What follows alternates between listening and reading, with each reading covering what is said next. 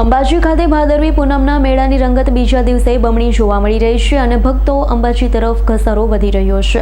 અંબાજી ખાતે ભાદરવી પૂનમના મેળાની રંગત ખીલતી જોવા મળી છે। બીજા દિવસે આંકડાકીય માહિતીની વાત કરીએ તો ભાદરવી મહાકુંભના બીજા દિવસે છેલ્લા 24 કલાકમાં 3,58,239 ભક્તોએ દર્શન કર્યા છે।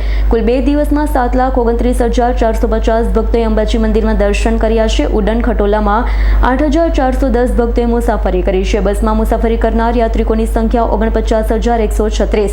બસની કુલ ટ્રીપો 1,091 લાગી। 270 ધજા ચડાવવામાં આવી। ભોજન પ્રસાદ કરનાર ભક્તોની સંખ્યા 46,568 થઈ છે। મોહન પ્રસાદ વિતરણ પેકેટની સંખ્યા 2,77,750 જ્યારે ચીકી પ્રસાદની સંખ્યા 3,712।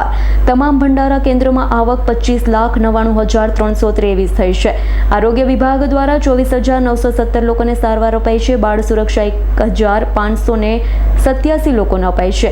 સોનાની આવક 4,860 ગ્રામ થવા પામી છે। આજે ત્રીજો દિવસ છે। લોકોને અંબાજી તરફ પ્રવાહ ધીમે ધીમે વધી રહ્યો છે અને લોકો જય અંબેના નાદ સાથે માના દર્શન કરી ધન્યતા અનુભવી રહ્યા છે। મારું નામ ડામોર પ્રકાશભાઈ જયસિંહભાઈ છે।